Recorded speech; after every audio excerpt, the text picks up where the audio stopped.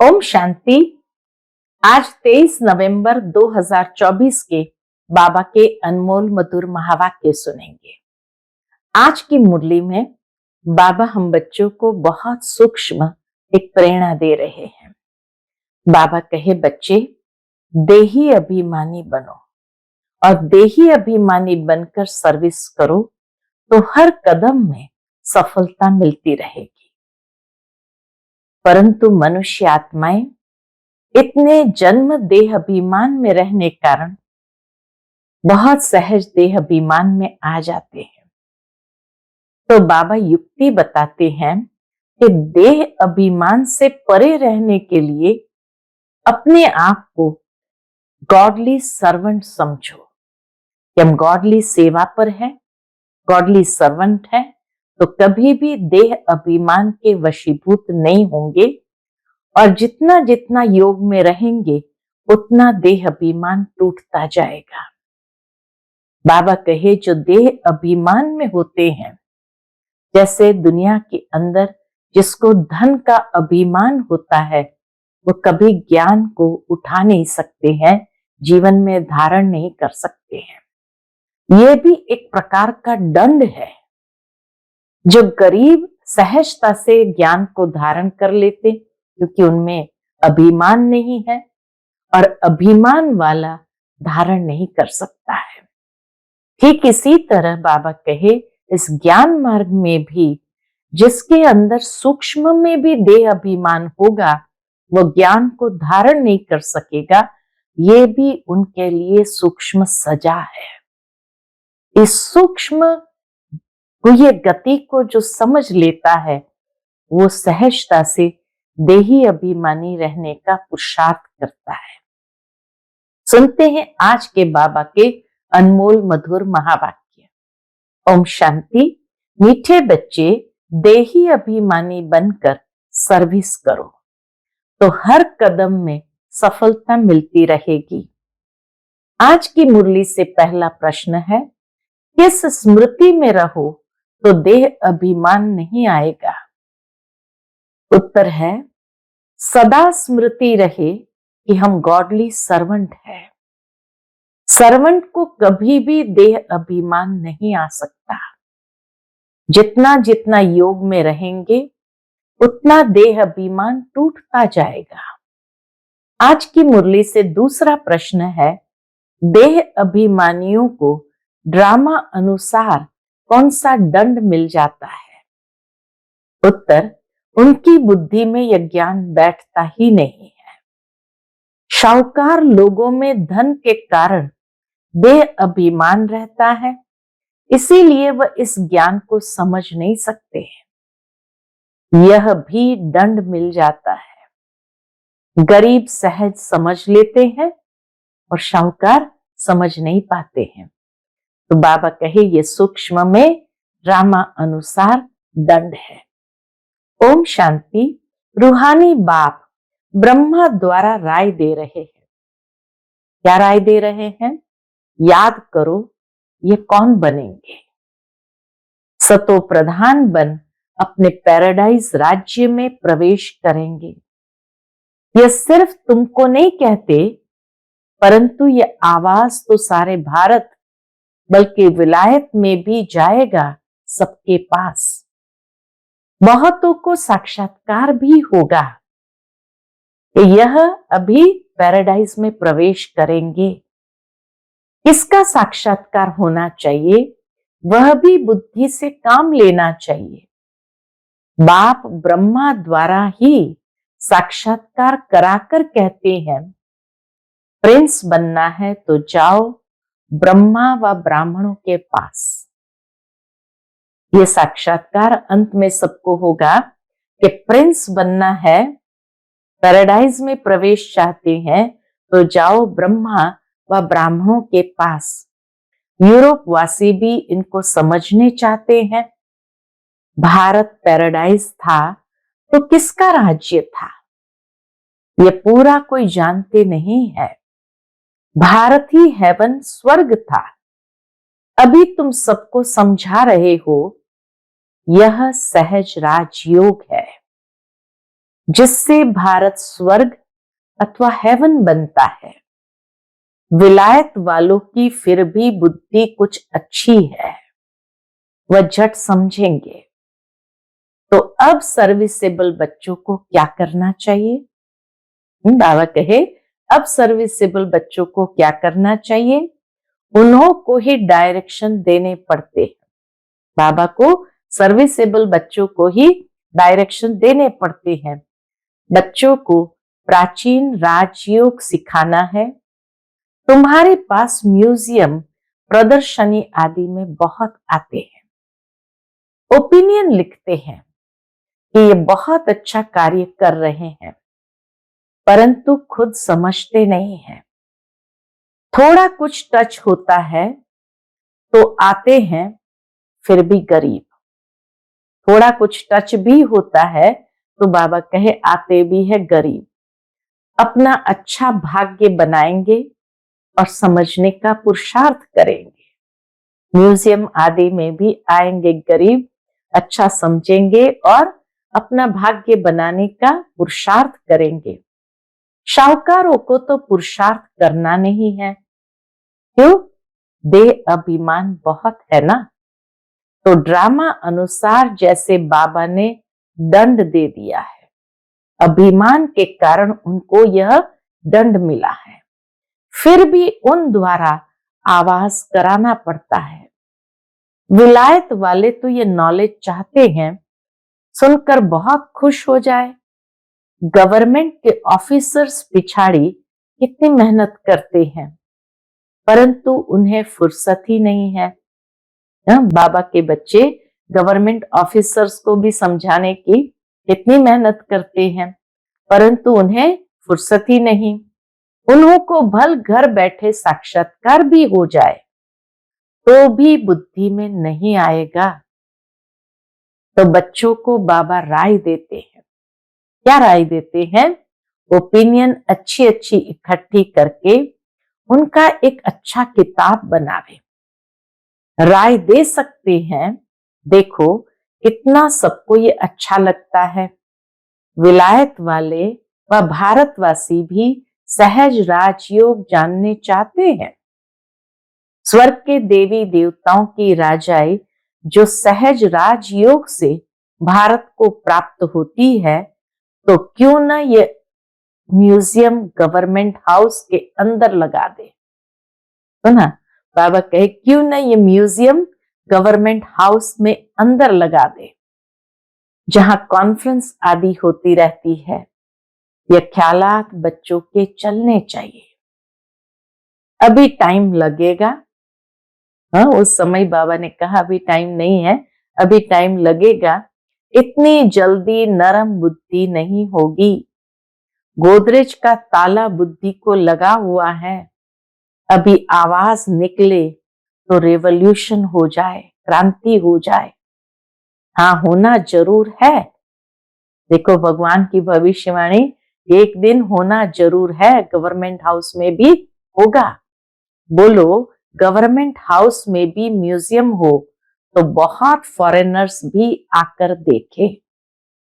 विजय तो बच्चों की जरूर होनी है, तो ख्यालात चलने चाहिए।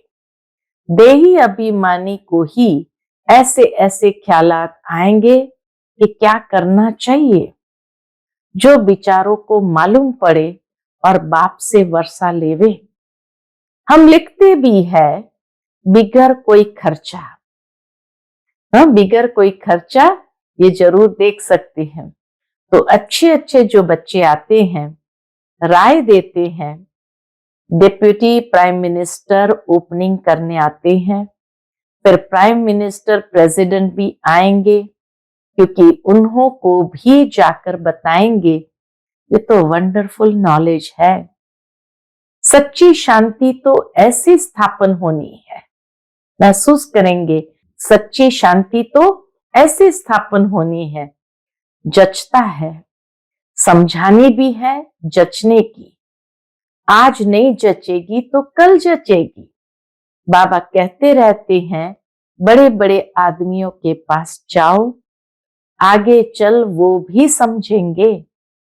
मनुष्य की बुद्धि तमो प्रधान है, इसलिए उल्टे काम करते रहते हैं।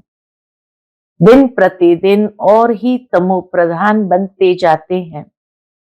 तुम समझाने की कोशिश करते हो कि विकारी धंधा बंद करो, अपनी उन्नति करो। बाप आए हैं पवित्र देवता बनाने। आखिर वह दिन आएगा। देखो बाबा कितना अधिकार से इस बात को भविष्य के लिए जैसे कंफर्म करते हैं। आखिर वह दिन भी आएगा जो गवर्नमेंट हाउस में म्यूजियम होगा। ये भी दिन दूर नहीं है। बोलो, खर्चा तो हम अपना करते हैं, गवर्नमेंट तो कभी पैसा नहीं देंगी। तुम बच्चे कहेंगे हम अपने खर्चे से हर एक गवर्नमेंट हाउस में ये म्यूजियम लगा सकते हैं। एक बड़े गवर्नमेंट हाउस में हो जाए तो फिर सब में हो जाए। समझाने वाला भी जरूर चाहिए।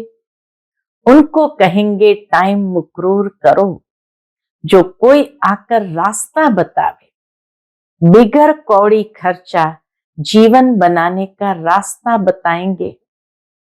ये आगे होने का है।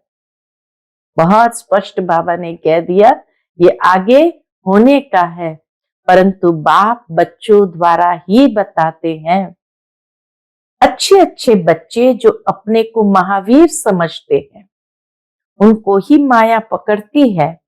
बड़ी ऊंची मंजिल है, बड़ी खबरदारी रखनी है। बॉक्सिंग कम नहीं है, बड़े ते बड़ी बॉक्सिंग है। रावण को जीतने का युद्ध का मैदान है। थोड़ा भी देह का अभिमान न आए। मैं ऐसी सर्विस करता हूं, यह करता हूं। हम तो गॉडली सर्वेंट है। हम कौन है? बाबा कहे हम गॉडली सर्वेंट है। हमको पैगाम देना ही है। इसमें गुप्त मेहनत बहुत है। तुम ज्ञान और योग बल से अपने को समझाते हो। इसमें गुप्त रह विचार सागर मंथन करे, तब नशा चढ़े। ऐसे प्यार से समझाएंगे, बेहद के बाप का वर्षा हर कल भारतवासियों को मिलता है। 5000 वर्ष पहले इन लक्ष्मी नारायण का राज्य था। अभी तो कहा जाता है वैशालय। सतयुग है शिवालय। वह है शिव बाबा की स्थापना, यह है रावण की स्थापना। रात दिन का फर्क है। बच्चे फील करते हैं बरोबर हम क्या बन गए थे। बाबा आप समान बनाते हैं। कितनी मेहनत बाबा भी करते, बच्चों को आप समान बनाते हैं। मूल बात है देही अभिमानी बनना है। देही अभिमानी बन विचार करना होता है कि आज हमको फलाने प्राइम मिनिस्टर को जाकर समझाना है।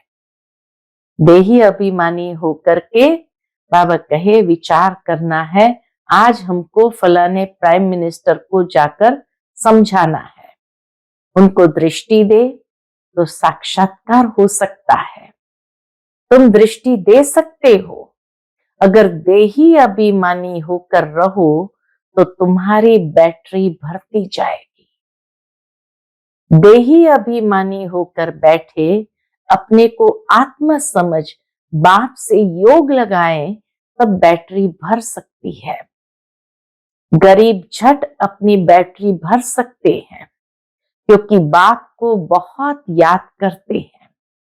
ज्ञान भल अच्छा है, योग कम है तो बैटरी भर न सके, क्योंकि देह का अहंकार बहुत रहता है। योग कुछ भी नहीं है, इसलिए ज्ञान बाण में जौहर नहीं भरता। तलवार में भी जौहर होता है। वही तलवार 10 रुपया, वही तलवार 50 रुपया। गुरु गोविंद सिंह की तलवार का गायन है। बाबा कहे गुरु गोविंद सिंह जी की तलवार का गायन है। इसमें हिंसा की बात नहीं, ज्ञान मार्ग में कोई हिंसा की बात ही नहीं है। देवताएं हैं डबल अहिंसक। आज भारत ऐसा, कल भारत ऐसा बनेगा, तो बच्चों को कितनी खुशी होनी चाहिए। कल हम रावण राज्य में थे तो नाक में दम था, देह अभिमान के कारण नाक में दम था। आज हम परम पिता परमात्मा के साथ रहे हुए हैं। अब तुम ईश्वरीय परिवार के हो। सतयुग में तुम होंगे दैवी परिवार के। अब स्वयं भगवान हमको पढ़ा रहे हैं। हमको कितना प्यार मिलता है भगवान का। आधा कल्प रावण का प्यार मिलने से क्या बन गए? बंदर बन पड़े हैं। अब बेहद बाप का प्यार मिलने से तुम देवता बन जाते हो। 5000 वर्ष की बात है, उन्होंने लाखों वर्ष लगा दिए हैं। यह भी तुम्हारे जैसा पुजारी था। ब्रह्मा बाबा भी बाबा कहे तुम्हारे जैसा पुजारी था। सबसे लास्ट नंबर झाड़ में खड़ा है। सतयुग में तुमको कितना अथाह धन था। फिर जो मंदिर बनाए उनमें भी इतना अथाह धन था जिसको आकर लूटा। मंदिर तो और भी होंगे, प्रजा के भी मंदिर होंगे। प्रजा तो और ही शाहूकार होती है। प्रजा से राजे लोग कर्जा लेते हैं। दुनिया में भी प्रजा से भी राजे लोग कर्जा उठाते हैं। ये बहुत गंदी दुनिया है। सबसे गंदा मुल्क है कलकत्ता। बाबा कहे सबसे गंदा मुल्क है कलकत्ता। इनको चेंज करने की तुम बच्चों को मेहनत करनी है। जो करेगा सो पाएगा। देह अभिमान आया और गिरा। मन मना भव का अर्थ नहीं समझते, सिर्फ श्लोक कंठ कर लेते हैं। ज्ञान तो उनमें हो न सके सिवाय तुम ब्राह्मणों के। कोई मठ पंथ वाला देवता बन न सके। प्रजा पिता ब्रह्मा कुमार कुमारियां ब्राह्मण बनने बिगर देवता कैसे बन सकेंगे। जो कल्प पहले बने हैं वही बनेंगे। टाइम लगता है। झाड़ बड़ा हो गया तो फिर वृद्धि को पाता जाएगा। चींटी मार्ग से विहंग मार्ग होगा। देखो बाबा की आज की मुरली सारी भविष्यवाणियां है कि जो चींटी मार्ग की सेवा है उससे विहंग मार्ग होगा। बाप समझाते हैं, मीठे बच्चों बाप को याद करो, स्वदर्शन चक्र फिराओ। तुम्हारी बुद्धि में सारा 84 का चक्र है। तुम ब्राह्मण ही फिर देवता और क्षत्रिय घराने के बनते हो। सूर्यवंशी चंद्रवंशी का भी अर्थ कोई नहीं समझते हैं। मेहनत करके समझाया जाता है, फिर भी नहीं समझते हैं तो समझा जाता है अभी समय नहीं है। फिर भी आते हैं, समझते हैं ब्रह्मा कुमारियों का बाहर में नाम ऐसा है। बाबा कहे वो समझते ब्रह्मा कुमारियों का बाहर में नाम ऐसा है। अंदर आकर देखते हैं तो कहते हैं ये बहुत अच्छा काम कर रहे हैं। ये तो मनुष्य मात्र के कैरेक्टर सुधारते हैं। देवताओं का कैरेक्टर देखो कैसा है। संपूर्ण निर्विकारी मर्यादा पुरुषोत्तम सर्वगुण संपन्न। बाप कहते हैं काम महाशत्रु है। इन 5 भूतों के कारण ही तुम्हारा कैरेक्टर बिगड़ा हुआ है। जिस समय समझाते हैं उस समय अच्छा बनते हैं। बाहर जाने से सब कुछ भूल जाता है। तब कहते हैं 100 करे श्रृंगार, लेकिन फिर भी क्या हो जाता है। ये बाबा गाली नहीं देते हैं, समझाते हैं। दैवी चलन रखो, क्रोध में आकर भौंकते क्यों हो। क्रोधी व्यक्ति क्या करता है, भौंकता है। स्वर्ग में क्रोध होता नहीं, बाप कुछ भी सामने समझाते थे, कभी भी गुस्सा नहीं आता था। बाबा सब रिफाइन करके समझाते हैं। ड्रामा कायदे अनुसार चलता रहता है। ड्रामा में कोई भूल नहीं है। अनादि अविनाशी बना हुआ है। जो एक्ट अच्छी चलती है फिर 5000 वर्ष के बाद होगी। कई कहते हैं ये पहाड़ी टूटी फिर कैसे बनेगी। नाटक देखो, महल टूटे फिर नाटक रिपीट होगा तो वही बने हुए महल देखेंगे। यह हूबहू रिपीट होता रहता है। समझने के भी ब्रेन चाहिए। बाबा कहे समझने के लिए भी अकल चाहिए। कोई की बुद्धि में बैठना बड़ा मुश्किल होता है। वर्ल्ड की हिस्ट्री ज्योग्राफी है ना। राम राज्य में इन देवी देवताओं का राज्य था। उन्हों की पूजा होती थी। बाप ने समझाया है तुम ही पूज्य और तुम ही पुजारी बनते हो। हमसो का अर्थ भी बच्चों को समझाया है। हम सो देवता, हम सो क्षत्रिय, हम सो वैश्य, हम सो शूद्र, हम सो ब्राह्मण, हम सो देवता। बाबा के बाजोली है ना, इनको अच्छी तरह समझना है और समझाने की कोशिश करनी है। बाबा ऐसे नहीं कहते धंधा छोड़ो, नहीं, सिर्फ सतो प्रधान बनना है। हिस्ट्री ज्योग्राफी का राज समझकर समझाओ।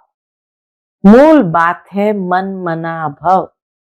अपने को आत्म समझ बाप को याद करो तो सतो प्रधान बनेंगे। याद की यात्रा है नंबर 1। बाप कहते हैं मैं सब बच्चों को साथ ले जाऊंगा।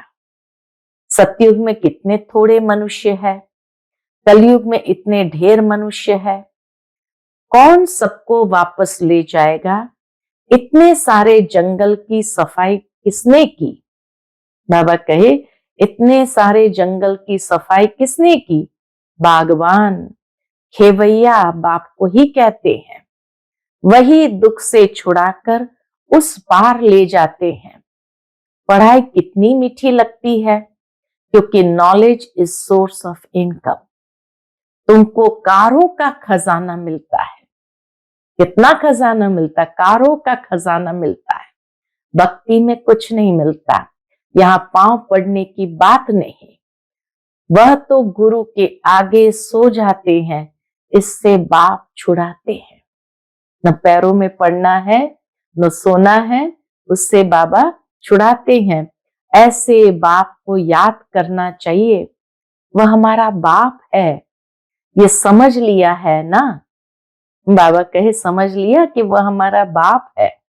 बाबा से वर्षा जरूर मिलता है, वह खुशी रहती है। लिखते हैं हम शाहूकार के पास गए तो लज्जा आती थी कि हम गरीब हैं। बाबा कहते गरीब हो और ही अच्छा। बाबा के पास आते हैं तो बाबा कहते गरीब हो और ही अच्छा। शाहूकार होते तो यहाँ आते ही नहीं। अच्छा, मीठे मीठे सिक्के लदे बच्चों प्रति माता पिता बाप दादा का याद प्यार और गुड मॉर्निंग। रूहानी बाप की रूहानी बच्चों को नमस्ते। हम सभी रूहानी बच्चों की रूहानी माता पिता बाप दादा को याद प्यार, गुड मॉर्निंग और नमस्ते। नमस्ते। शुक्रिया बाबा, शुक्रिया। आज की मुरली से धारणा के लिए मुख्य सार है। पहली पॉइंट, सदा इसी खुशी व नशे में रहना है कि अभी हम ईश्वरीय परिवार के हैं।